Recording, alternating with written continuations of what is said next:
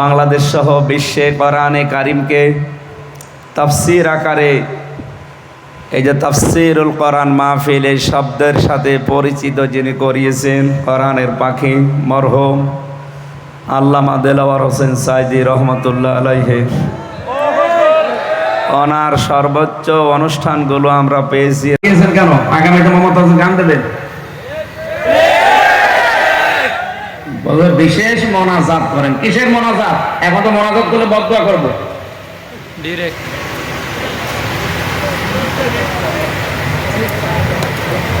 খেলা করার জন্য সম্মানিত ভাইরা, আমরা যে 8টা গুণ বলার জন্য বসেছিলাম, আমি তাফসীর আকারে এই কথা বলছিলাম ইবনে কাসির থেকে, নাকি বানিয়ে বানিয়ে বলছি?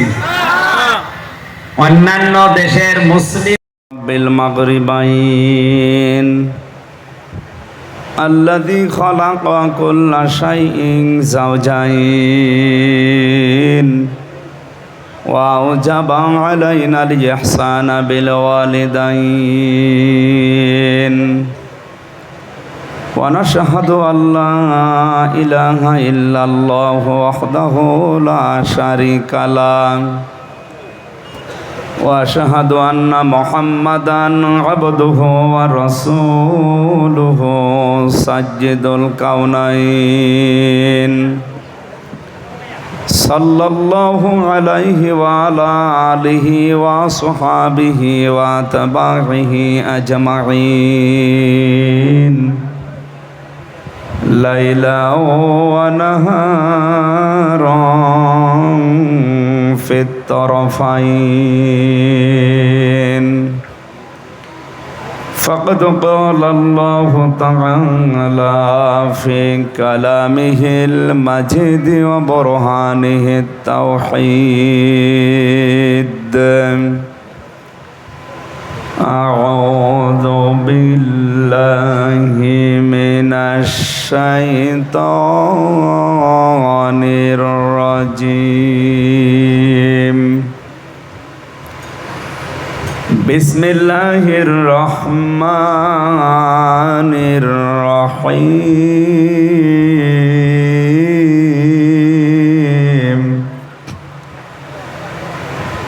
زين للناس حب الشهوات من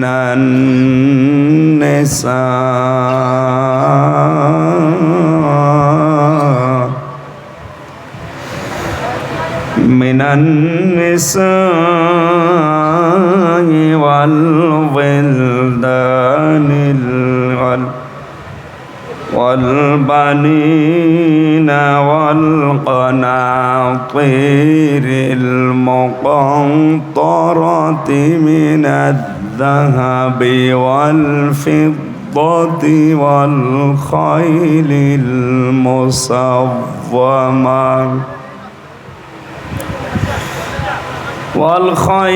المصومة والأنعام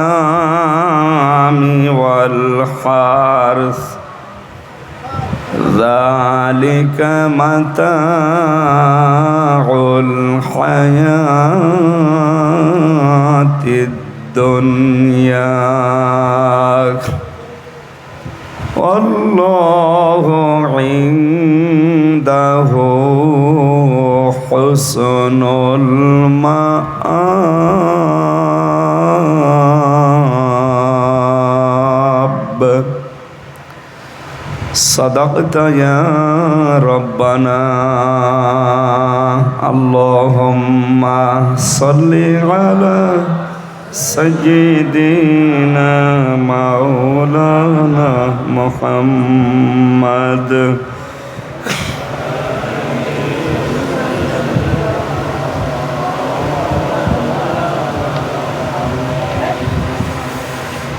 আমাকে শহীদ করে সেই মিছিলে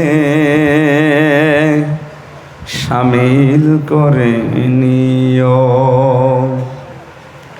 যে মিছিলের নেতা আমির হামজা খবায়েব খাবাব খোদার ছিল যারা অতি প্রিয় শামিল করে নিও। আলহামদুলিল্লাহ। চট্টগ্রাম জেলার সাতকানিয়া থানার অন্তর্গত মাদারসা যুব উন্নয়ন পরিষদের উদ্যোগে একদিন ব্যাপী পঞ্চম বাৎসরিক ঐতিহাসিক তাফসিরুল কোরআন মাহফিলের স্বনামধন্য সভাপতি বিশিষ্ট ব্যবসায়ী ও সমাজসেবক আলহাজ আবুল হাশেম সওদাগর, সম্মানিত আহ্বায়ক জনাব জাফর আহমেদ, মাহফিলের প্রধান অতিথি মাননীয় জাতীয় সংসদ সদস্য আলহাজ এম এ মোতালেব সিআইপি, বিশেষ অতিথি ডাক্তার আমামা মেনহাজুর রহমান, আমন্ত্রিত ওলামা একরাম, ওরফানা লাকা যিকরক, সম্মানিত ওলামা একরামের সম্মান মর্যাদা আরও কামনা করছে আল্লাহ যেন দান করেন, বলেন আমিন।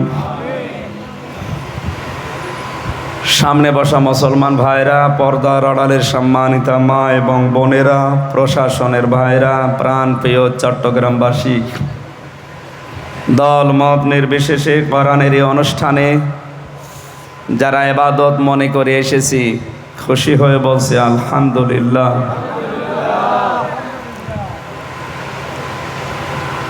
বাংলাদেশ সহ বিশ্বে কোরআনে কারিমকে তাফসীর আকারে এই যে তাফসীরুল কোরআন মাহফিল এই শব্দের সাথে পরিচিত যিনি করিয়েছেন কোরআনের পাখি মরহুম আল্লামা দেলাওয়ার হোসেন সাইদি রহমতুল্লাহ আলাইহি, ওনার সর্বোচ্চ অনুষ্ঠানগুলো আমরা পেয়েছি রাত 10টা 10:30টায় শেষ হয়ে যেত। তা আপনারা আবার কোন জামানায় আসলেন আমি তো জানি না, এখন বাজে রাত 12টা 4। একটা কথা হলো, দাওয়াত নেওয়ার সময় আমার খাতায় বললেন যে রাত 10টায় তুলবেন, 11:30 12টায় শেষ। এখন তো শেষ হয়ে যাওয়ার কথা।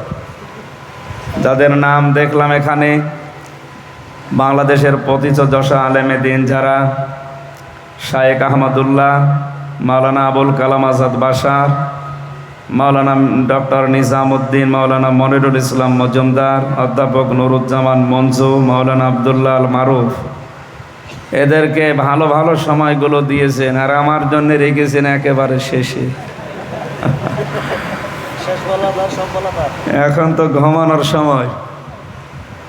নবী জানিয়েছেন এশার নামাজ পড়ে গুরুত্বপূর্ণ কোনো কাজ না থাকলে তাড়াতাড়ি ঘুমিয়ে পড়ো, শেষ রাতের দিকে ওঠো, তাহাজ্জুদের সেজদায় পড়ে মনের কথাগুলো বলো। পৃথিবীর সবচাইতে মজাদার বিষয় তাহাজ্জুদের সেজদা।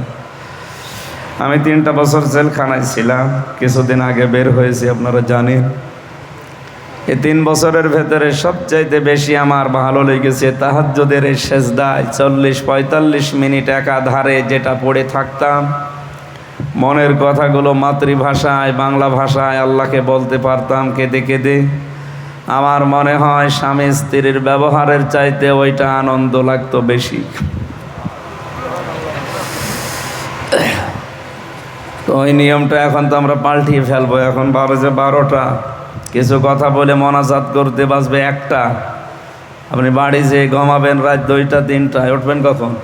ফজরের নামাজ শেষ পর্যন্ত কাজা হয়ে যাবে।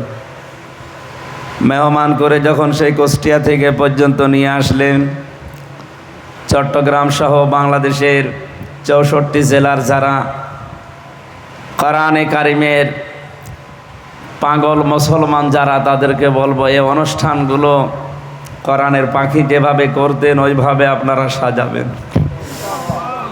মাগরিব থেকে এশা পর্যন্ত একজন আলোচককে দিয়ে শেষ করে দেবেন, এশার নামাজ পড়েই তুলে দেবেন। 1-1.5 ঘন্টা যায় বলো, অন্তত রাত 9টা 9:30টায় যেন অনুষ্ঠান শেষ হয়ে যায়।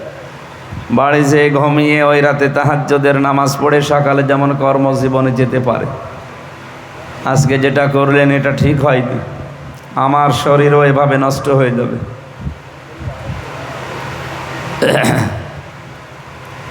3 বছর জেলখানায় কি খেয়েছি আল্লাহ জানে আর আমরা জানি। ভেতরের অবস্থা তো ভালো না, এরপরও যদি এইভাবে আপনারা কথা ঠিক না রাখেন, যে গরু দিয়ে চাষ করে খাবেন ও গরুই যদি মরে যায় তো কি দিয়ে চাষ করবেন? আমার এইভাবে কষ্ট দিলে আমি তো আর লাস্টিং করবো না, কিছুদিন পরে পটল তোলা লাগবে। এই জন্য আশা করছি এগুলো আর করবেন না। আগামী থেকে কোনো অনুষ্ঠান করলে রাত সর্বোচ্চ 10টায় শেষ করে দেবেন। এর এত আলোচক রাখা আপনার দরকার কি? সর্বোচ্চ 2 জন করে রাখবেন। আমি কি বেশি বলে ফেললাম? এটাই আসল কথা। আপনি এখন রাত 12টার পরে দিচ্ছেন মানে এখন কি বলবো আমি? আমার নিজের তো ঘুম লাগছে।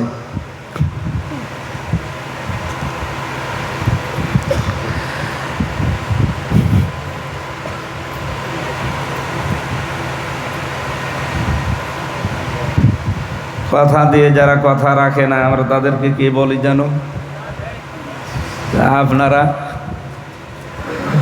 নিজের কথায় নিজে কিন্তু ধরা খাবেন।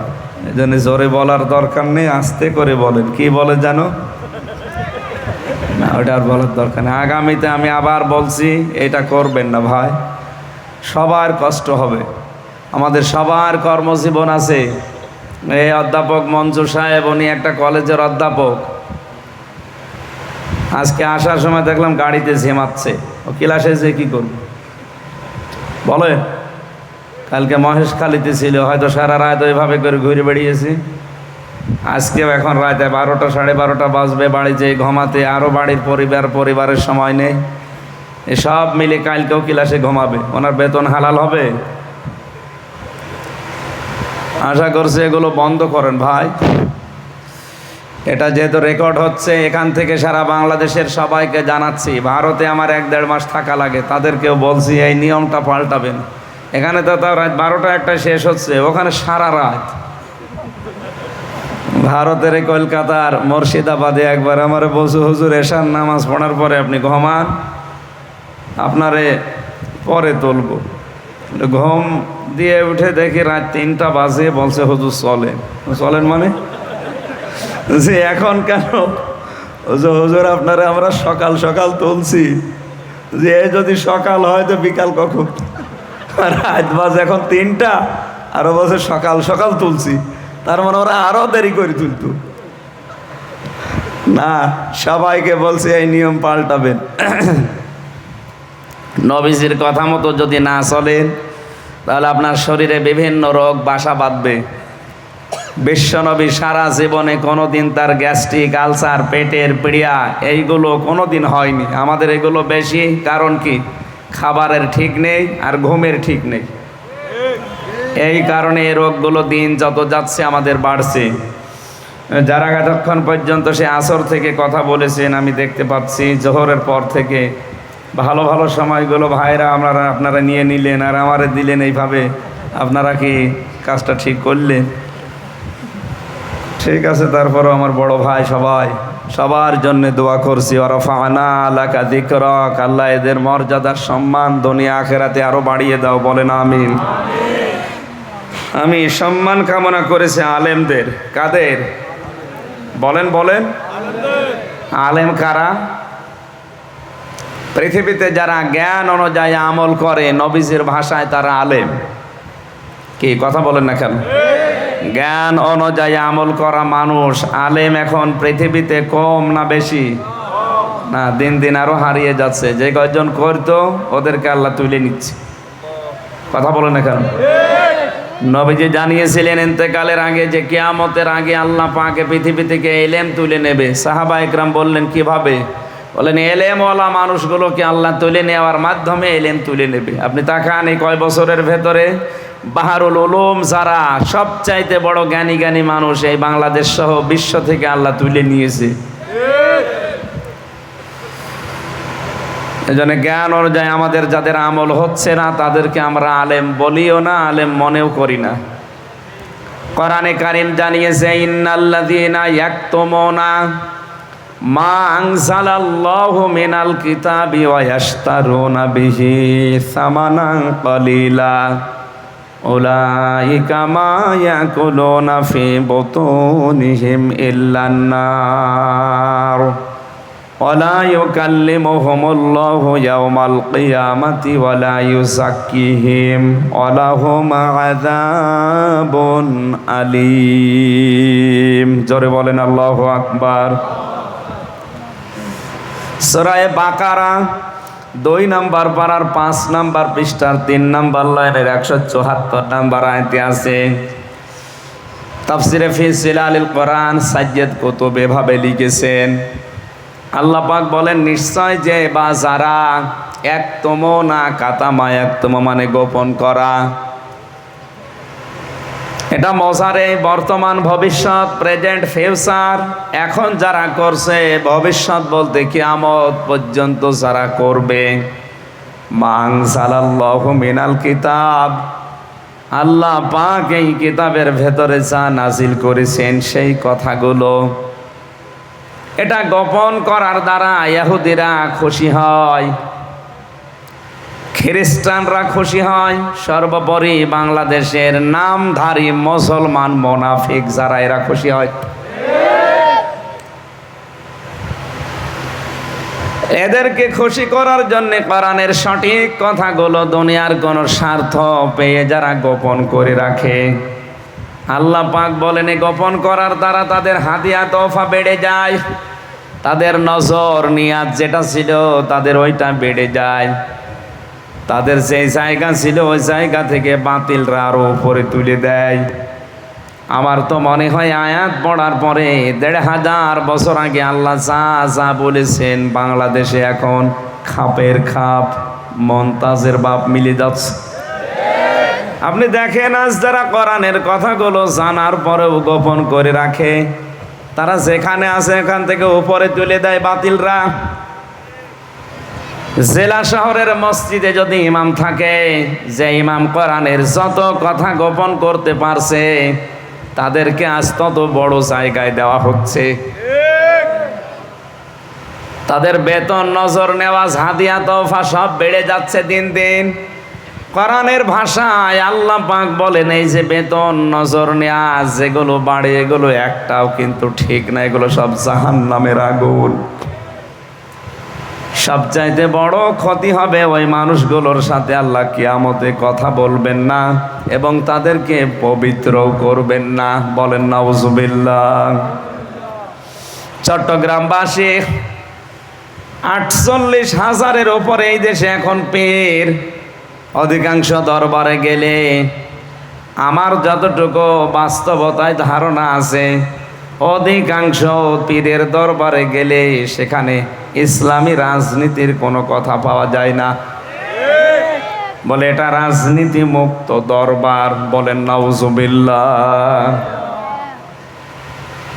যে দরবারে গেলে রসুলের 10 বছরের রাজনীতি পাওয়া যায় না, ওটা শয়তানের দরবার।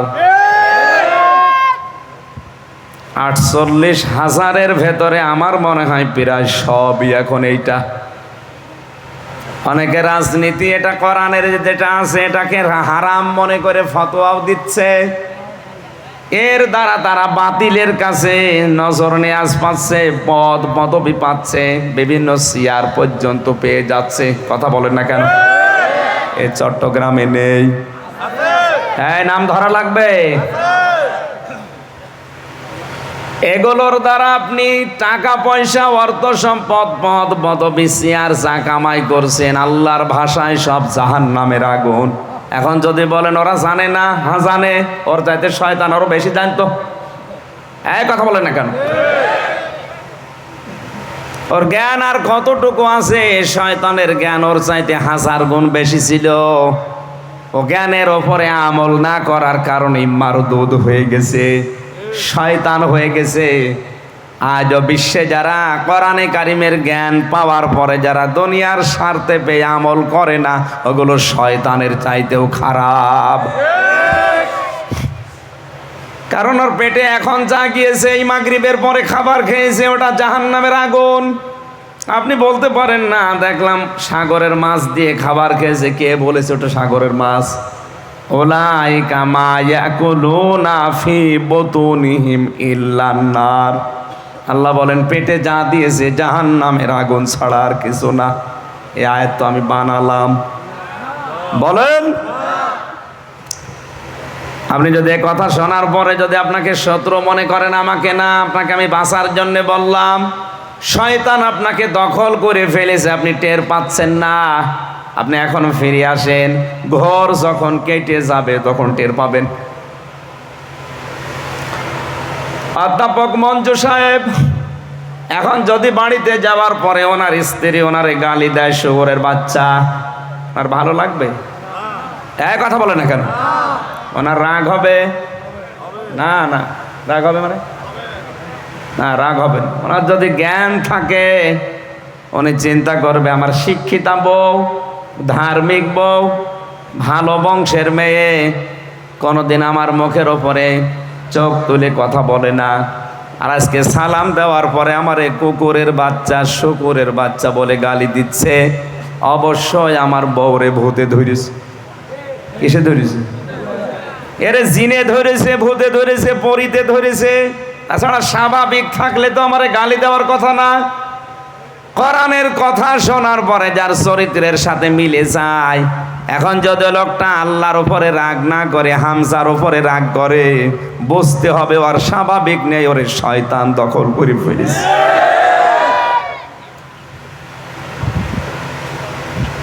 আয়াতের শেষের দুইটা কথা বেশি মারাত্মক। ওয়ালা ইউকাল্লিমুহুমুল্লাহ, আল্লাহ তাদের সাথে কথা বলছে না, বলবেও না। অথচ এই বাংলাদেশ সহ বিশ্বে আজ যারা আল্লাহর কথাগুলো গোপন করে, ওই ভণ্ড পীরগুলো আজ আওয়াজ ছড়িয়েছে, আল্লাহর সাথে আমার কথা হয়। ঢাকাতে বহু দরবার আছে যে দরবার থেকে আওয়াজ পাওয়া যায় যে ওদের পীর সাহেব নাকি আল্লাহর সাথে ডাইরেক্ট কথা বলে। আল্লাহ বলেন, কোরআনের কথা গোপন করলে তার সাথে আমি কথা বলছি না, বলবো না। ওয়ালা ইউযাক্কিহিম, তাদের পবিত্র করছি না, করবও না। তার মানে তাদেরকে জাহান্নামের আগুন দিয়ে আমি আল্লাহ ঝালাই করব। উলাইকা লাহুম আযাবুন আলীম, এদের জন্য যন্ত্রণাদায়ক শাস্তি রেডি করা আছে। বলেন নাউযুবিল্লাহ। এই আয়াত অনুযায়ী আমার যতটুকু বাস্তবতায় জ্ঞান আমি পেয়েছি, আলেম শুধু নামের আগে মাওলানা, মুফতি, হাফেজ, মুহাদ্দিস লেখা থাকলে আলেম হয় না। আলেম হওয়ার জন্যে কমপক্ষে 3টা গুণ থাকা লাগবে। কয়টা? বলেন বলেন। যে আলেম আল্লাহর কোরআন নিয়ে চিন্তা ভাবনা করে, যে আলেম কবিরা গুনাহ থেকে নিজেকে সমর্থ থাকার পরও বাঁচিয়ে রাখে, যে আলেম আল্লাহর ইবাদতে নিজেকে নিয়োজিত রাখে। আপনি হিসাব করে বলেন, এই আলেম বাংলাদেশে এখন হাতে গোনা নেই। বিশাল সব বাগাই দিয়ে, পাগড়ি মাথার উপরে ফেলে দিয়ে, রোমাল দিয়ে মনে হচ্ছে আসমান থেকে পালিয়ে এসেছে জিবরাইলের ছোট ভাই। বলে, আমি দুনিয়াদারি কিচ্ছু বুঝি না, লা ইলাহা ইল্লাল্লাহ, কাউকে কিছু বলবো না। এটা কি কালেমা নাকি? এটা একটা বিপ্লবাত্মক কথা। লা ইলাহা ইল্লাল্লাহ এ কথা যদি কেউ ঘোষণা দেয়, এর বিপরীতে যারা আছে তাদের সাথে সংঘর্ষ বাঁধবেই।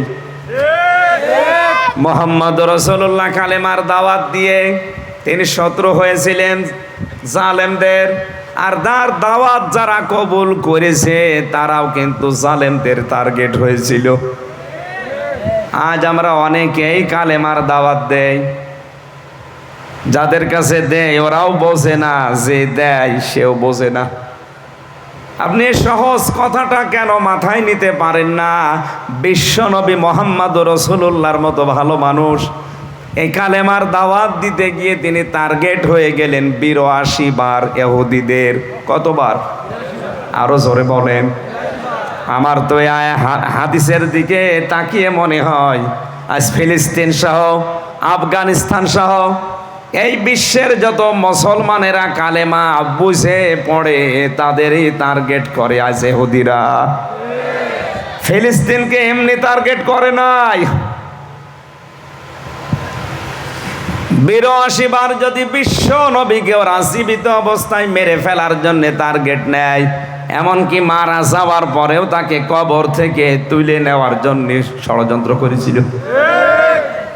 তাহলে আজও বিশ্বে যারা সত্যিই নবীর মতো কালেমার কথা বলে, কালেমা পড়ে, তাদেরও বিরুদ্ধে ষড়যন্ত্র ইহুদি আর খ্রিস্টানরা করবেই।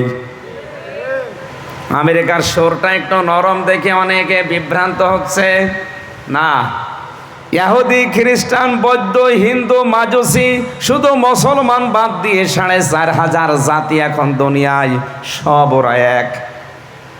কোরআনে কারিমে আল্লাহ পররাষ্ট্রনীতির আয়াত দিয়েছেন, ইয়া আইয়ুহাল্লাযীনা আমানু লা তাত্তাখিযুল ইয়াহুদা ওয়ান নাসারা আউলিয়া বা'দুহুম আউলিয়াউ বা'দ। খুব ভালো করে শোনেন, হয়তো আয়াতটা এভাবে শোনেননি। আলেম যারা আছে তাদেরকে বলছি, ওহে যারা ইমানের দাবি করো, এটা সূরা মায়েদার 51 নম্বর আয়াত, তাদেরকে বলছি লা তাত্তাখিযুল ইয়াহুদা ওয়ান নাসারা আউলিয়া, ইহুদি আর নাসারাদেরকে তোমরা কখনো বন্ধু হিসাবে গ্রহণ করবা না। এই আয়াতটা কার? বলেন বলেন। আয়াতের পরবর্তী শব্দ কি? বা'দুহুম আউলিয়াউ বা'দ, যখন তারা একে অপরের বন্ধু। পররাষ্ট্রনীতির এই আয়াতটা আল্লাহ এমনিতে নাজিল করেন নাই। বিশ্বে টিকে থাকতে হলে, বিশ্বে চলতে হলে পররাষ্ট্রনীতি এটা একটা ইবাদত, এটা আপনার লাগবে। ইহুদি, খ্রিস্টান, বৌদ্ধ, হিন্দু যারা আছে, তারা যদি একে অপরের বন্ধু হয়ে কাজ করে, তখন আর তাদের সাথে মিল মহব্বত দিয়ে চলা যাবে না। আজ ইহুদিরা খ্রিস্টানদের বন্ধু, খ্রিস্টানরা হিন্দুদের বন্ধু, হিন্দুরা বৌদ্ধদের বন্ধু। আপনি কি মনে করছেন চীন, রাশিয়া, আমেরিকার সাথে দ্বন্দ্ব? এটা তো মুখে মুখে, ভেতরে ওদের সব এক, মুসলমান টাইট করার জন্য। আজ ফিলিস্তিনের পক্ষে শুধু মুসলমানের বাদ দিয়ে কেউ কথা বলছে না, অথচ তারাও তো মানুষ। আমি যেটা বোঝাতে চাচ্ছিলাম, কালেমা হচ্ছে বিপ্লবাত্মক একটা বাক্য। এ বাক্য বলতে গেলে এর বিরুদ্ধে যারা আছে অবশ্যই তাদের সাথে সংঘাত হবে, মাস্ট বি। আল্লাহ আমাদেরকে কালেমা সাজ্জেদ কুতুবের মতো বোঝার তৌফিক দিন, বলেন আমিন। তাকে ফাঁসির আসামি যখন করা হয়েছে, ফাঁসি দেওয়ার আগে জেলখানার যিনি ইমাম থাকে, খতিব থাকে, উনি এসে কালেমা পড়াবে। ডাক দিয়ে বললেন, আল্লাহর বান্দা, এই কালেমাটার দাওয়াত দিতে গিয়ে আজ আমার ফাঁসির রায় দিয়েছে, এখনই আমাকে মেরে ফেলবে। আর এই কালেমা পড়ি আপনি বেতন পাবেন, নজর পাবেন, নিয়াজ পাবেন, আপনার মর্যাদা আরও বাড়বে রাষ্ট্রে। সুতরাং আপনি ভালো করে শুনে নেন, আপনার কালেমা আর আমার কালেমা কখনো এক না।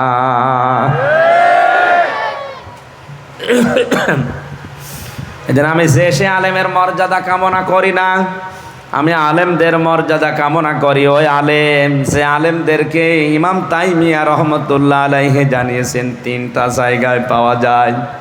1 নম্বরে মাটির নিচে, 2 নম্বরে জিহাদের ময়দানে, 3 নম্বরে জালেমের জেলখানায়। আল্লাহ আলেমদের মর্যাদা তুমি সত্যিই বাড়িয়ে দাও, হক্কানি আলেমদের, বলেন আমিন।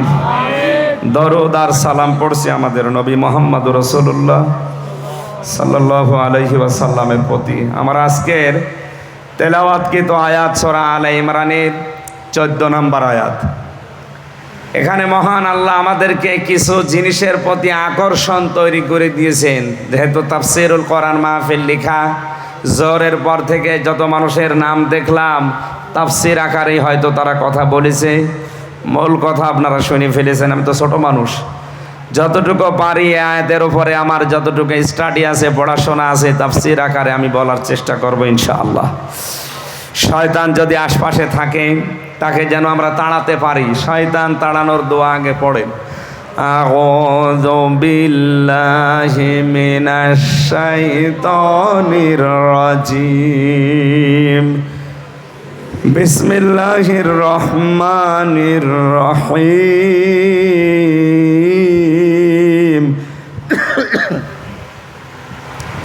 যুজ্জিনা লিন্নাসি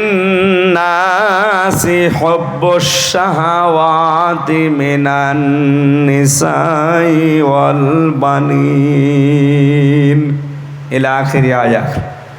কোন সূরা যেন বললাম? সূরা আলে ইমরান। 200টা আয়াত আছে, মাত্র একটা আয়াত পড়েছি, 14 নম্বর আয়াত। 8টা বিষয় আছে আয়াতে। কয়টা? আল্লাহ পাক বলেন আকর্ষণীয় করিয়ে দিয়েছি, শোভন করে দিয়েছি, মায়া মহাব্বত ভালোবাসা তৈরি করে দিয়েছি 8টা জিনিসের উপরে।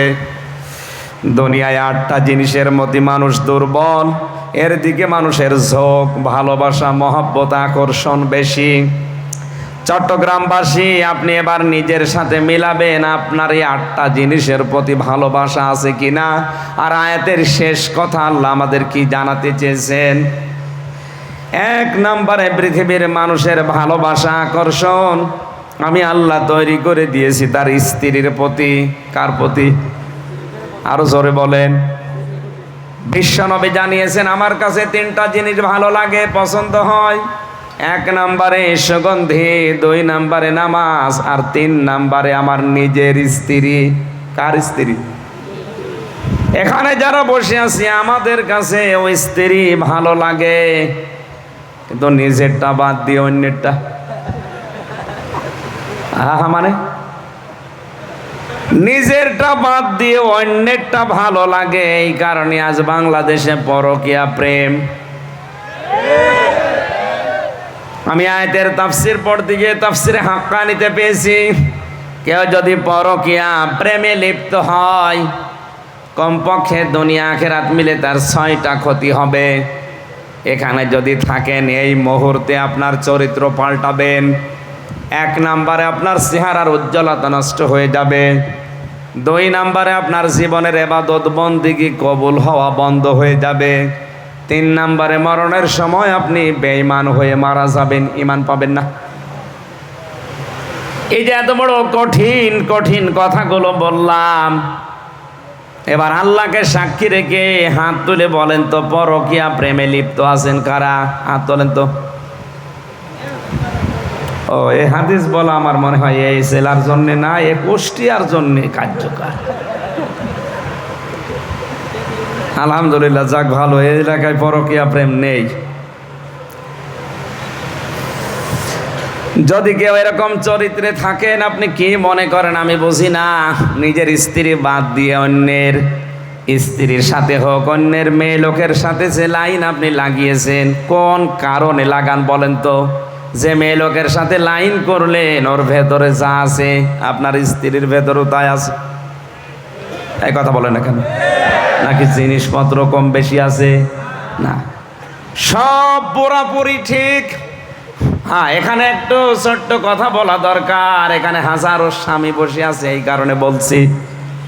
মেয়েরা আছে না, সম্মানিতা মা বোনেরা, বাংলাদেশের পুরুষ মানুষের শরীর এমনি চলে না কলকাতা হারবার আর ইন্ডিয়া হারবাল ছাড়া।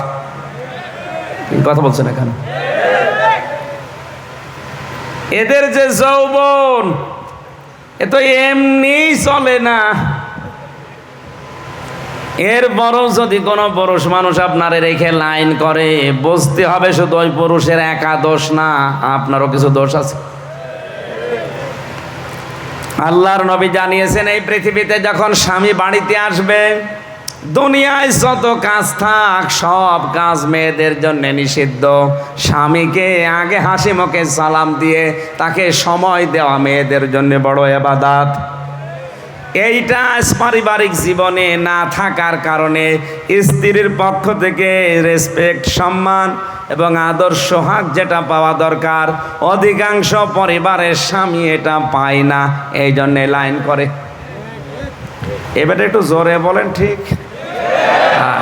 তার মানে বোঝা যাচ্ছে এখানে লাইন মারা লোক আছে।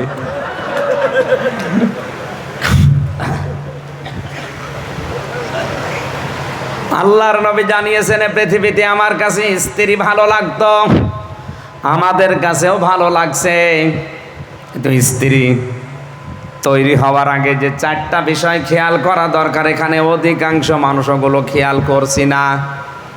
এই যে লোকটা বসে আছে, বিয়ে করার পরে 10 বছর পার হয়ে গেছে, হয়তো এখন উনি বউ পাল্টাতে পারবে, কিন্তু সন্তান হয়ে গেছে 2-3টা।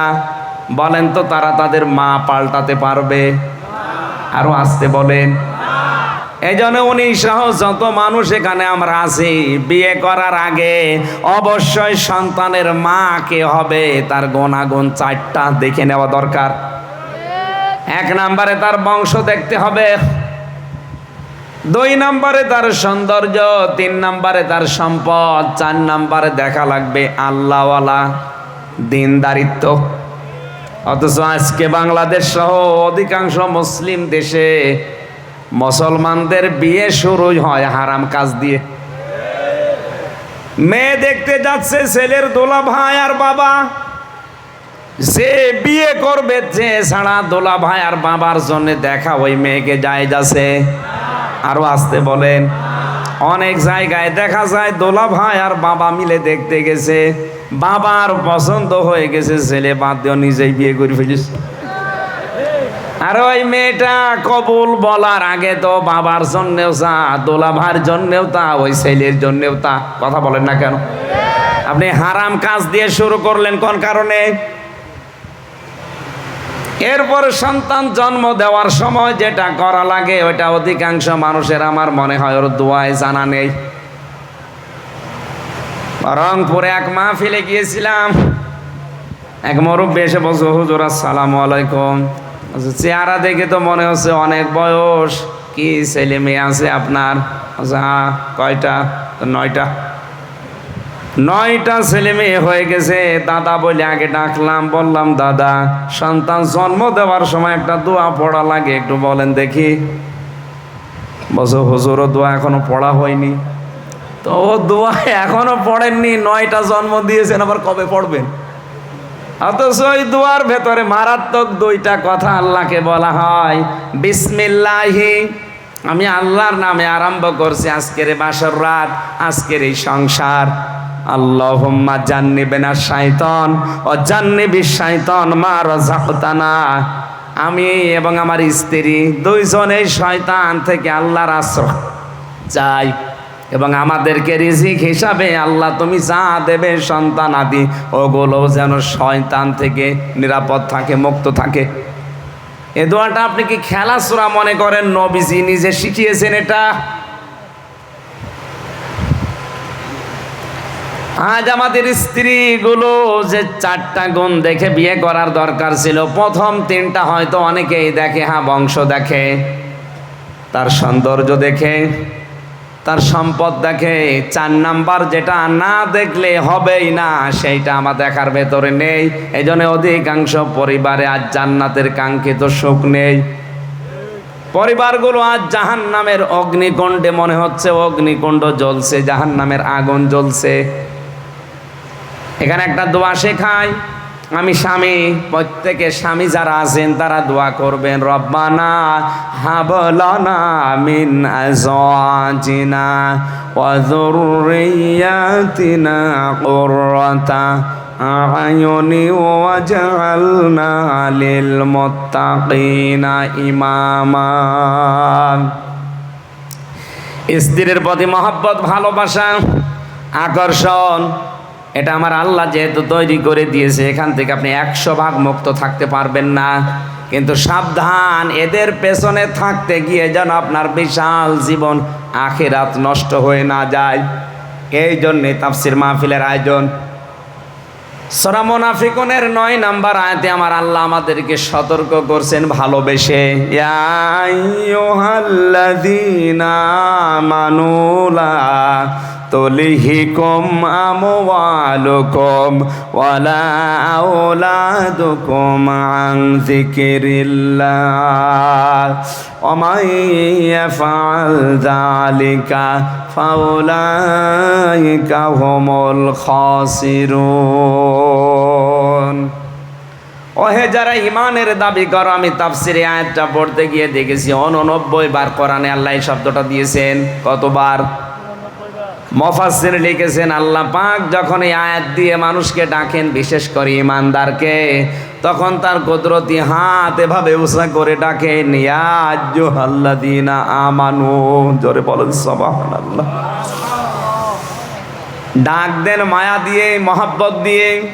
লা তুলহিকুম আমওয়ালুকুম ওয়ালা আওলাদুকুম, হালাক হয়ে যেও না, গাফেল হয়ে যেও না, উদাসীন হয়ে যেও না, ধ্বংস হয়ে যেও না। তোমাদের সম্পদ আদি আর সন্তান আদির পেছনে পড়ে আমি আল্লাহর জিকির থেকে, এখানে আং জিকিরিল্লাহ, আন আমরিল্লাহ, আল্লাহর আদেশ থেকে।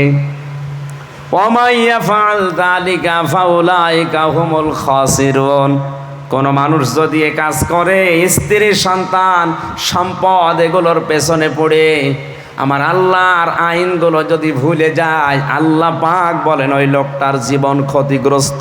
বলেন নাউজুবিল্লাহ। এই আয়াতটার সাথে আমি বাংলাদেশ এবং বিশ্বের অন্যান্য মুসলিম অনেকগুলো দেশের সাথে মিলিয়ে মিল পাই না। আমি রিমান্ডে যখন ছিলাম, আমি নাম নিলাম না, এক হিন্দু অফিসার আমারে উনি বলছিল, আমি মিশন ওমানে ছিলাম 2 বছর, ওখানে আমি ছিলাম, যে হোটেলে খাবার খেতাম, খুব ভালো করে মিলাবেন, 2টা বছর আমি ওই হোটেলে খাবার খাই, ওদের ভাষা আমার আয়ত্ত হয়ে গেছে।